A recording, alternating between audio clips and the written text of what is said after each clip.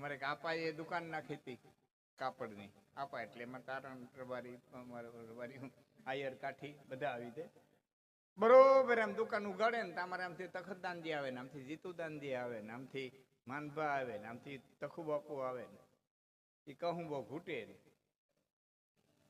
મૂડી મૂડી એ જમાવટું લે.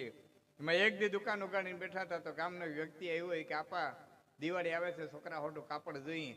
હા, અટાણમાં મર્યો હજી કહું નથી ઘૂટ્યો ત્યાં લાવ્યો એલો તાકો. એ તાકો ઘરાક પાસે ઉતરાવે. એ તાકો લીધો, આડાવરું જોયું, મીટડિયું કઈ જીડ્યું નથી, વાંભું ભર્યું.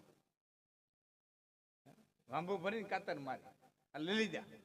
પેલો પગથિયા ઉતરતો ઉતરતો કે આપા પૈસા તો હું દિવાળીએ દઈ જતી. દઈ જ ને તારી માં થાય 12 નંબર જોટો ઠીંગાતો હતો. હવે આમ કઈ ધંધા થતા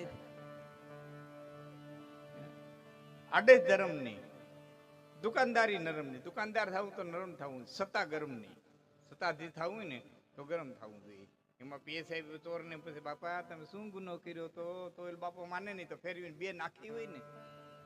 સત્તા ગરમની છે, આડે ધર્મની, દુકાનદારી નરમની, સત્તા ગરમની અને દલાલી બેશરમની. બેશરમ નહીં એટલે બે બાજુથી લઈ લેવું જોઈએ. એક બાજુમાં શરમ ન રખાય, કારણ કે ઘોડો ઘાસ ની દોસ્તી કરી લઈએ તો ખાઈ હું. જરાય શરમ રાખ્યા વિના બે બાજુથી લઈ લેવું જોઈએ.